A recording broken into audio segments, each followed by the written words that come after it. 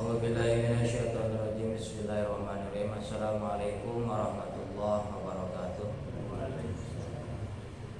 Hamdan wa syukurillah. Amma ba'du. Allahumma shalli ala sayyidina Muhammadin al-fatih lima ughliqa wal khatimi lima sabaq wa nasiril haqqi bil haqqi wal hadi ila siratal mustaqim wa ala alihi haqqa qadrihi wa miqdarihi al-'azim. Rabbi shrah sadri wa yassir li amri wahlul 'uqdatam min lisani yafqahu qawli. Rabbi zidni ilman nafi'a wa rizqna fahma wa amala wa taqabbal. Amin. Para jamaah salat yang dirahmati Allah Subhanahu wa taala, alhamdulillah pada pagi ini kita semua masih diberikan kenikmatan yang luar biasa, yaitu ditetapkannya hidayah Allah Subhanahu wa taala, sehingga kita semua bisa melaksanakan salah satu kewajiban kita, yaitu thalabul ilmi, mencari ilmu. Mudah-mudahan ilmu yang selama ini kita cari menjadikan nur atau cahaya untuk melaksanakan ibadah kita kepada Allah Subhanahu wa taala. Sebab kata baginda Rasul, al-ilmu nurun, ilmu itu memang cahaya. Ketika cahaya tersebut menempel di dalam diri kita, maka akan terasa apa? Nikmat atau manisnya ibadah. Gitu. Makanya benar, al-ilmu nurun. Mudah-mudahan ilmu yang selama kita cari itu menjadi nur, cahaya untuk diri kita, supaya kita melaksanakan ibadah secara tumaninah, nikmat dan manisnya. Para jamaah salat subuh yang dirahmati Allah Subhanahu wa taala, pada hari kemarin kita menerangkan tentang masih perkara sholat, yaitu perkara-perkara yang wajib ditinggalkan ketika pelaksanaan sholat. Insya Allah untuk pagi ini kita akan menerangkan masih dalam syarat-syaratnya sholat, yaitu niat, ya, niat sholat. A'udzubillahi minasyaitonirrajim. Bismillahirrahmanirrahim. Wa qala Ibnu Rusdi rahimahullahu taala wa nafa'ana bi ulumi bi karamatihi nabi asrarihi. Al-babu samin, bab yang ke-8 fi ma'rifatin niyat wa kaifati istariha bi istaritiha bis shalah. Akan mengetahui tentang masalah niat sholat dan tata cara sarasanya ketika kita pelaksanaan sholat. Wa maniyatu fatafaqul ulama, yang disebut niat itu sepakat para alim ulama ala kauniha syartuha bisyatis sholat, untuk adanya niat ketika pelaksanaan sholat itu termasuk syarat sahnya sholat. Terus ada niat itu ketika pelaksanaan sholat. Seperti kalau dari madhab saya itu suka ada pakai niat Arab, mau sholat subuh misalnya pakai kata-kata kalimat sholli fardhu subhi rakaataini mustaqbilal qiblati. Jadi makmum ya ada makmuman, kalau jadi imam dan imaman lillahi ta'ala. Lekoni sholati, untuk membuktikan bahwa adanya kita melaksanakan sholat. Hiya rausul ibadah, sedangkan sholat itu adalah puncak pokoknya seluruh ibadah. Seperti kita tahu sholat itu imadudin, bahwa wadah seluruh amaliyah kita yaitu sholat. Percuma kita bersedekah, beribadah saum, kalau kita tidak melaksanakan sholat. Artinya apa? Amal-amal yang lain akan pudar kalau tidak ada apa? Wadahnya. Makanya berarti roksul ibadah, yaitu puncaknya ibadah itu yaitu sholat. Alati waradat bisyar'i, yang akan dijelaskan secara hukum syara li ghairi maslahati maqulatin, yang bukan secara maslahatnya secara akal. Ani minal maslahil mahsusati, yang dimaksud di sini adalah kemaslahatan yang terlihat secara nyata. Wa ikhtalafu hal min syartin niyatil ma'mun an tuwafiqa niyatil imam bi ta'yinis shalah. Yang berbeda pendapat itu para ulama itu, apakah syarat niat makmum dengan imam itu harus sama bi ta'yinis sholati, untuk menentukan sholat, wa bil wujubi, jeung untuk menentukan wajibnya sholat, hatta la yazuza ayu sholiyal makmum dhahron imami sholli asron. Seperti tidak bolehnya kita melaksanakan sholat makmum, sholat duhur kepada imam yang sedang melaksanakan sholat asar, apakah boleh atau tidak? Seperti pertanyaan kemarin kepada imam yang sholat sunat, apakah boleh atau tidak? Wala yazudu, dan tidak boleh juga ayusul imam dhaharon yakunu fi haqqi naflan wa fi haqqil makmum fardhon. Dan tidak boleh juga itu melaksanakan si imam itu melaksanakan sholat duhur namun diniatkan sholat sunat, sholat duhur tapi ada kalimatnya sunat. Wafil hakil makmum fardhon, sedangkan si makmumnya itu meyakini duhur itu sholat fardu. Jadi tidak boleh bertentangan, bahwa kita yakini sholat duhur itu adalah sholat fardu, niatnya pun harus sama, yaitu fardu, sholli fardu duhri, menentukan usul sunat duhri yang sama pita ini niat untuk menentukan niatnya. Pada Malik wa Abu Hanifah ila anahu yajibu an tawfiqa niyatil makmum wa niyatil imam. Dari jalur Imam Malik dan Abu Hanifah sesungguhnya wajib hukumnya harus sama antara niat si makmum dan imam. Berarti kemarin ya sholat sunat sebab misalnya ada yang datang mau melaksanakan, sedangkan kita melaksanakan sunat, ada yang datang mau melaksanakan sholat duhur misalnya ketika duhur. Kalau madhab Malik dan Imam Abu Hanifah itu tidak boleh, makanya mohon maaf suka ada mengasingkan diri ya, padahal kan dia tidak tahu ya itu apakah sholat wajib atau sholat sunat, kemudian mengikuti, sedangkan si imamnya itu sholat sunat. Kata di jalur Abu Hanifah dan Imam Malik itu tidak boleh, makanya suka tidak mengikuti, mengasingkan diri. Nah, kalau dari jalur nanti Imam Syafi'i wa dhahaba Syafi'i illa annahu laisa yajib. Nah, kalau dari Imam Syafi'i itu untuk menghukumi saja itu hukumnya tidak wajib gitu ya, walaupun harusnya emang harus sama antara si makmum dan imam, itu harus apa, pita ini itu harus sama antara apa, dari sholat duhurnya sama, asalnya sama, terus niat fardu dan wajibnya terutama fardu ya. Kalau sunat itu yang sering kita berjamaah paling seperti apa, Idul Fitri, Idul Adha itu ya, yang sering berjamaah. Namun ketika apa yang fardu itu pasti melaksanakan berjamaah.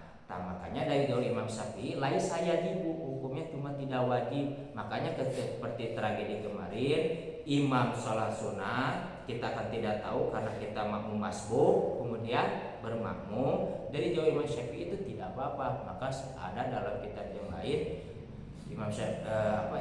imam itu suka pakai isyarat begini, jadi menentukan bahwa saya sedang melaksanakan sholat sunat ya. Kalau yang mengerti itu akhirnya membatalkan sholat, bahwa yang kita imam itu sedang melaksanakan sholat. Makanya dari jalur Imam Syafi'i tidak apa kalau misalnya si imamnya tidak memberikan isyarat, tidak apa-apa sampai selesai misalnya ya, si imamnya selesai kemudian kita terus meneruskan sholatnya, itu tidak apa-apa hukumnya ya. Jadi tidak batal, sah saja dari jalur Imam Syafi'i. Tapi kalau dari jalur Imam Malik dari Imam Syafi'i dari jalur Imam Malik dan Abu Hanifah jadi hukumnya batal ya, kalau berimam kepada orang yang sedang melaksanakan sholat walaupun kita pun tidak tahu dia sedang melaksanakan sholat sunat atau tidak. Wasabu fi ikhtilafi mu'adatun mafhumi qouli sallallahu wasallam innama ju'ilal imamu liyutimma bihi. Terjadinya perbedaan pendapat masalah niat tadi karena ada kontradiktifnya hadis tentang pemahaman masalah hadis yang tadi innama ju'ilal imamu liyutimma bihi, pastinya dijadikan imam itu untuk diikuti, hanya untuk diikuti. Lama jamaah itulah hadisnya, jadi imam itu harus sama maksudnya dan makmum. Lama japi hadis Mu'ad min annahu kana yusalli ma'an nabi sallallahu alaihi wasallam summa yusalli bi qaumihi. Ada juga hadis dari Mu'ad bahwasanya beliau pernah melaksanakan sholat beserta Nabi, kemudian ada sebuah kaum yang melaksanakan ibadah sholat kepada Mu'ad, itu makmum masbuk. Mu'ad karena ketinggalannya beberapa rakaat, sebagian kaum satu rakaat, sebagian kaum dua rakaat, kemudian ada golongan yang datang melaksanakan sholat dan berimam kepada siapa? Mu'ad. Terjadi itu, makanya ya tamalu niat istatu mafiqon niatul imam lil makmum. Makanya bolehnya bedanya antara niatnya si imam dan si makmum, karena awalnya itu Mu'ad itu niatnya makmum karena sholat kepada baginda Rasul. Tak ketika ada sekelompok golongan datang, Mu'ad karena tertinggal beberapa rakaat dan melaksanakan sholat tadi sebagian kaumnya satu rakaat, ada golongan mengikuti, otomatis si posisi Mu'ad itu posisi Mu'ad itu menjadi imam, jadi berubah gitu ya. Akhirnya beda antara yang awal menjadi yang kedua, asalnya jadi makmum menjadi dua. Makanya di situ Imam Syafi'i mengambil tentang ada bedanya masalah niat si makmum dan si imam. Ini seperti tragedi kemarin yang terjadi ketika kita sholat sunat, tidak tahu ada yang mengimami menjadi makmum kepada kita. Udah diberi syarat tapi dia tidak paham dan sampai kita selesai pun dia terus melaksanakan sholat, itu tidak apa-apa hukumnya. Namun tetap dari jalur Imam Abu Hanifah dan Imam Malik itu batal hukumnya, makanya diulangi kembali. Itu tentang masalah niat. Kemudian jumlah tusaismi kita bisolah, jumlah yang ketiga tentang masalah kita sholat tetap bahwa marifatu matus ma'alim aqwali wal afal, nanti akan diterangkan dalam kita sholat itu tentang apa saja yang diucapkan ketika kita sholat dan apa saja pekerjaan-pekerjaan yang kita sedang melaksanakan sholat. Wahia al-arkanu wasama qudrati, utama rukun-rukun sholat apa saja yang diperlukan, tatipi hadal bizati wa nasir imami kibal ifrati wa jamaah, dan bagaimana ketika kita di sisi sedang munfarid berjamaah wa min kibali zaman, dan bagaimana ketika di sisi waktunya sholat masuk dari Jumat dari sairil ayam. Nanti akan diterangkan perbedaan antara apa sholat duhur Jumat dan sholat duhur di sebagian hari-hari yang lain. Wa imamin kamil hadri wasafar, dan bagaimana sholatnya orang yang berdiam mukim dan orang yang bepergian. Wa min kibali amni wal khauf, nanti akan diterangkan tentang bagaimana sholat orang yang selamat dan orang yang takut, yang aman, maksudnya selamat ini orang yang lagi posisi aman dan orang yang takut.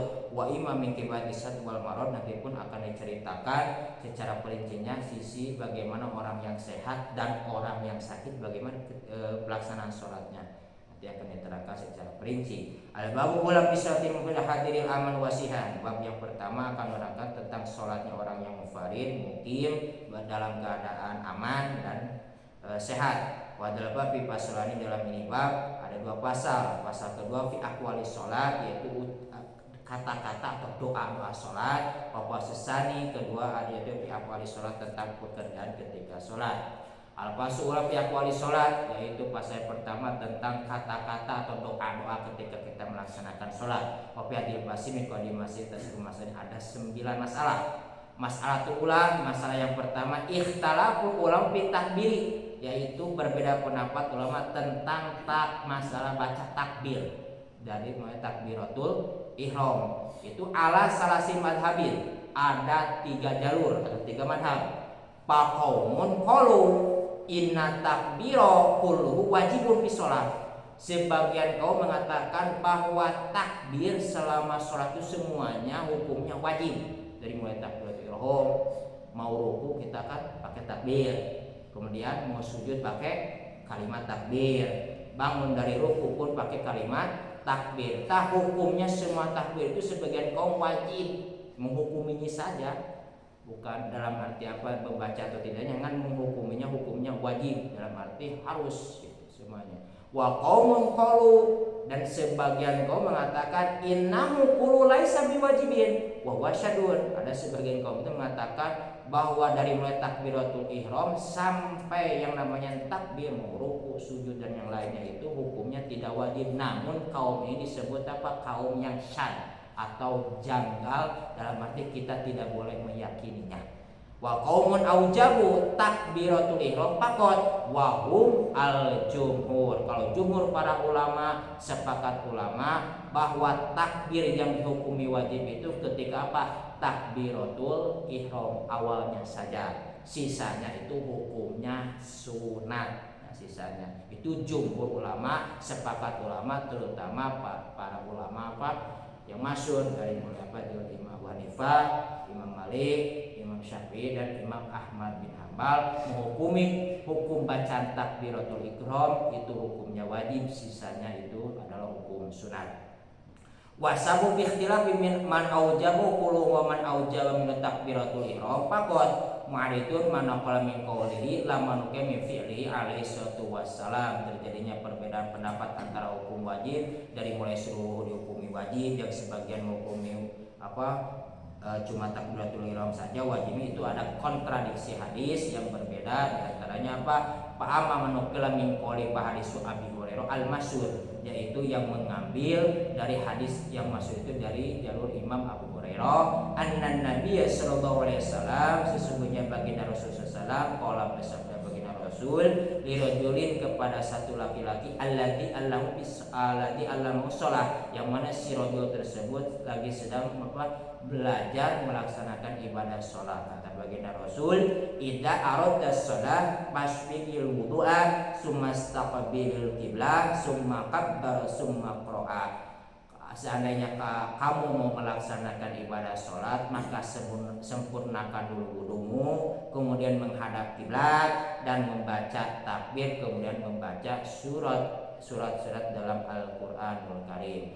Fa mafhumu hadza huwa anna takbirullah ya fardul faqad. Kau memahami bahwa hadis tersebut tetap bahwa yang dihukumi hukum takbiratul ihram saja, yang dihukumi wajib sisanya yaitu sunat. Walau kana ma'ada dzalika min at-takbir fatun dzikrihi law kama dzakra sayyidul bisul, karena diceritakan dari hadis yang tadi dikatakan tidak ada hadis yang penentuan tentang masalah takbir semuanya. Misal seperti ruku harus takbir, terus sujud takbir, itu tidak ada di sini. Makanya jumhur ulama mengatakan tetap yang fardunya yang fardu itu cuma takbiratul ihram, sisanya itu hukum sunat. Kemudian ada juga yang mengambil dari hadis Abi Hurairah annahu kana yusolli fa yakabiru kullama khafada rafa sama yaqulu, sungguhnya Abu Hurairah itu melaksanakan ibadah salat dan bertakbir, dan setiap menunduk dan kemudian setiap tegak, menunduk itu mau ruku mau sujud dan mau tegak dari ruku tegak dari sujud, dia membacakan takbir.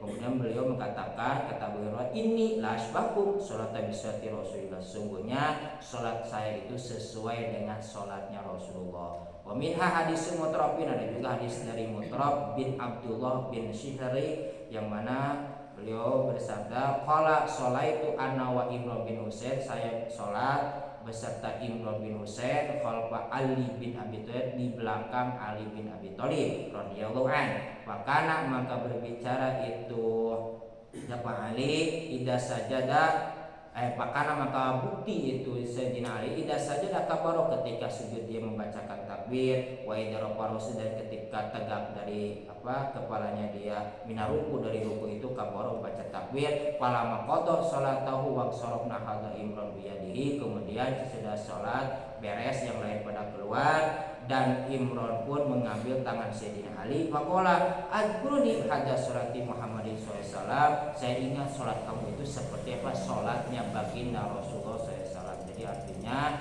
sepakat para alim ulama tetap bahwa yang masalah takbiratul ihram itu cuma awalnya saja menghukumi wajib, sisanya membaca takbir dari mau ruku, sujud dan yang lainnya hukumnya sunat. Itu udah pada jumhur para alim ulama. Kalau ada yang menekankan semuanya wajib, maka namun itu dari kaum tidak termasuk kaum jumhur ulama. Kalau ada yang menekankan hukumnya wajib semua takbir, tidak karena ada sebagian para alim ulama. Mangga barangkali ada pertanyaan. Masalah takbir tadi, Ya. kan ada kadang-kadang ya kalau dengan ihram itu dengan tangan, tapi yang lainnya itu ada yang diikuti dengan tangan, seperti tasbih juga. Ya. Nah, itu di mana yang harus disertai dengan tangan, di mana yang harus tidak boleh, atau bagaimana hukumnya? Kalau dari saya masih jalur Imam Syafi'i, yang jalurnya dari siapa? Imam Nawawi itu ketika lafaz Allah di situ mulai penggerakan dan kalimat artinya mulai digertakkan dalam hati. Situ Allah akbarnya baru ke sini. Jadi Allahnya ya Allahu akbar, barnya baru sampai di sini. Itu paling mau ruku terus angkat itu ada yang tidak. Ada itu tidak. Ya. Ya, nanti ada sebetulnya belum beres ya di sini masalah takbir itu. Untuk itu termasuk dari saya itu biasanya diangkat saja. Mau ketika mau ruku, kecuali bangkit tidak ruku, dari ruku tidak ada. Untuk pergerakan tangan, terutama tangan ketika ruku itu diangkat. Ketika mau ruku, kalau dari bangkit ruku itu tidak ada, yang sudah jelas. Nanti ada hadisnya. Nanti sebenarnya ada dari ini ya, halaman kedepannya ada. Mudah-mudahan istiqomah nantinya. Itu banyak. Paling itu intinya secara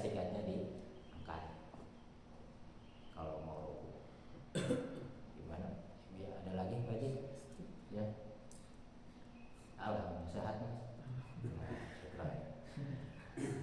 Kapan kita laksanakan niat sholat? Niat Sholat itu kapan dimulai? dalam kitab Safinah itu dijelaskan apa?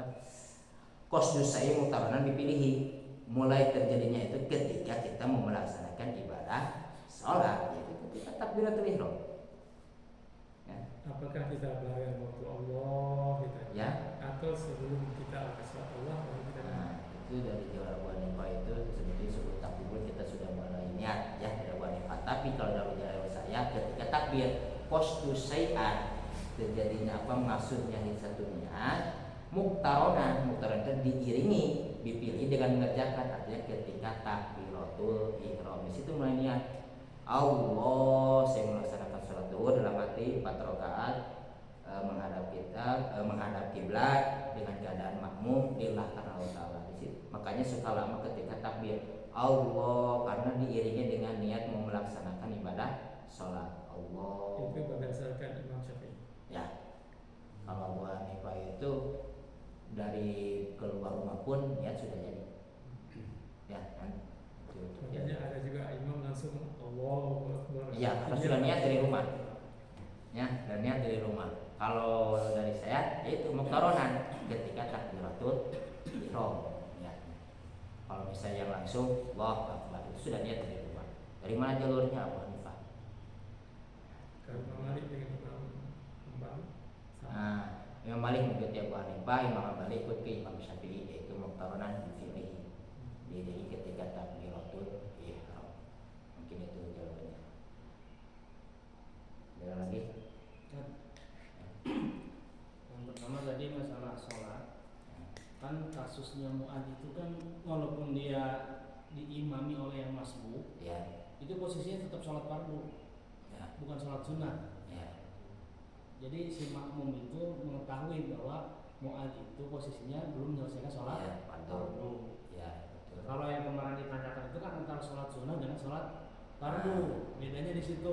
Iya, tentunya. Maksudnya yang jadi yang kasus Mu'adz ini antara perbedaan masalahnya itu antara asalnya menjadi makmum dan menjadi imam, itu yang menjadi perbedaan. Yang dengan yang kasus kemarin maksudnya karena ketidaktahuan makanya tidak apa-apa, kecuali kalau orang makmum masbuk sudah diisyarat dia tidak mengerti karena ketidaktahuan, itu tidak apa-apa karena ketidaktahuan. Makanya dari jalur Imam Syafi'i itu tidak apa-apa. Kalau misalnya dia paham kemudian menyelesaikan sholat, maka tidak sah sholatnya. Karena sudah diisyarati, dia paham bahwa dia melaksanakan sholat tapi tetap mau menyelesaikan sholat, makanya hukumnya tidak sah, batal sholatnya. Gitu. Ya, kalau misalnya dia udah tahu, udah tahu diisyarat tidak sholat sunat, tapi dia tetap pengen menyelesaikan, itu tidak sah sholat. Jadi pasti sholat itu bisa merusak amal ibadah sholatnya.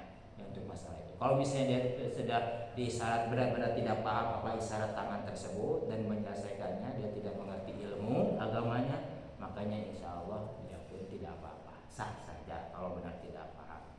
Ya, kalau yang kasus Mu'adz itu antara apa perubahan niatnya antara asalnya menjadi makmum dan menjadi imam, mungkin itu. Masalah takbir, Ya, kan ada yang suara dulu, ya. baru tangan terakhir. Ada yang berbarengan dengan suara. Ya. Takbir dengan gerakan itu bareng. Itu yang mana yang afdol?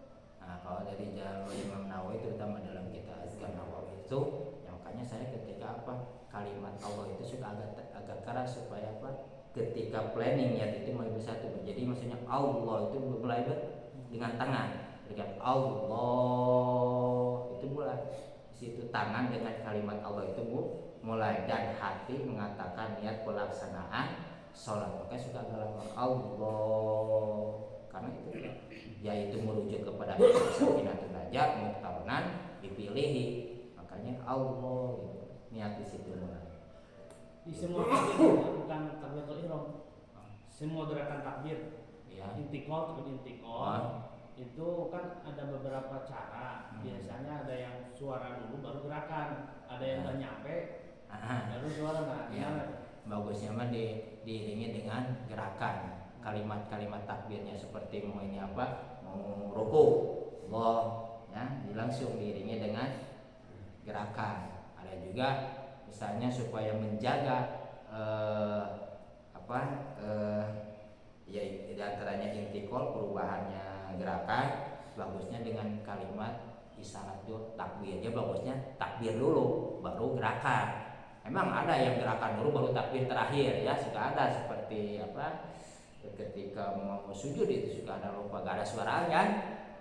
Baru ketika mau sudah sujud baru katakan akbar gitu ya, Allahnya nggak ada, sudah ada.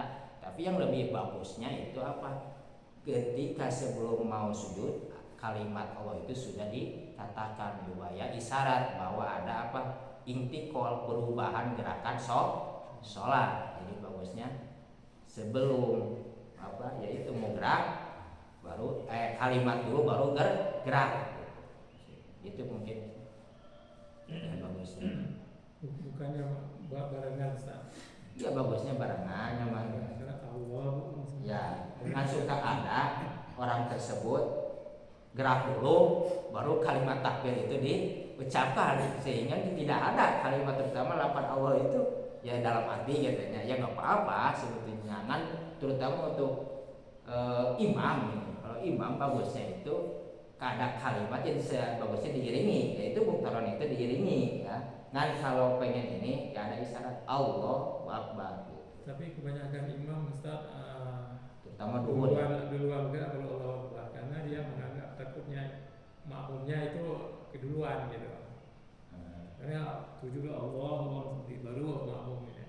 Karena kalau misalnya langsung hidayat, makmum udah duluan ya. Karena waktu Allah Akbar kadang-kadang makmum langsung. Ya, makanya paling ambil itu muktaronan diiringi gitu, diiringi. Kan jangan sampai ya karena tadi rasa takut seperti terutama sholat duhur asar ya. Karena itu syirki, itu sering terjadi. Makanya kalimat akbarnya ketika sudah sujud karena takut ya, tragedi karena takut si makmum keduluan. Tapi yang lebih abdulnya itu diiringi ketika mau gerak baru ada kalimat takbir. Itu. Kalau misalnya kita mau makmum sama orang imam, kebetulan ada orang imamnya sholat sunat, kita sholat wajib itu ngikutin bisa. Jangan tadi itu ya kasus tadi. Kalau udah pakai isyarat, kita paham, oh itu isyarat secara melaksanakan sholat, tapi kita tetap melaksanakan sholat sampai selesai, maka kita batal sholatnya. Kita sudah paham, sudah tahu. Tapi kalau kita tidak tahu dengan isyarat-isyarat, seperti kan bukan pakai tangan, itu saya sedang melaksanakan sholat sunat, maka kita harus wajib batalkan. Gitu ya, wajib batalkan dan melaksanakan sholat. Aku ada temannya teman, kalau sendiri ya sendiri. Gitu. Ya, jadi sholat kembali. Sholat yang apa dengan yang sendiri lah, tidak mengikuti. Ya, gimana Pak Haji? Cukup? Ya. Kalau ibadah sholat itu kan puncaknya ibadah ya. Ya. Tapi kalau nggak menjalankan sholat, tapi dia menjalankan ibadah yang lain seperti sedekah, dermawan, gimana? Nggak ada makanya. Nah, kata saya itu kalau pahala ada, namun si pahala tersebut tidak diwadahi seperti airnya ada, kalau tidak ada wadah ini, tidak ada gelas ini pasti tumpah gitu, maksudnya wadah. Jadi maksudnya ya kalau istilah sia-sia saja, amalnya mah ada, pahalanya mah, namun tidak diwadahi. Pasti kalau tidak pakai wadah itu tumpah, maksudnya hampir sama dengan sia-sia. Iya, pahala ya. Iya, udah dapat pahalanya mah, namun kalau istilah ini dibuang kembali. Gitu. Tetap puncaknya itu amal itu apa sholat wadah. Dapat amalnya namun dibuang kembali. Gitu. Ya karena udah siang tadi cukup mungkin. Ya alhamdulillah, mudah-mudahan ilmu yang kita dapat menjadi ilmu bisa menjadikan syafaat dan kita bisa mengamalkannya sehari-hari. Amin Allahumma amin. Maka tutup dengan rakaat majelis. Subhanallah wa bihamdihi asyhadu an la ilaha illa anta astaghfiruka wa atubu ilaik. Wassalamualaikum warahmatullahi wabarakatuh. Atur nuhun sami-sami.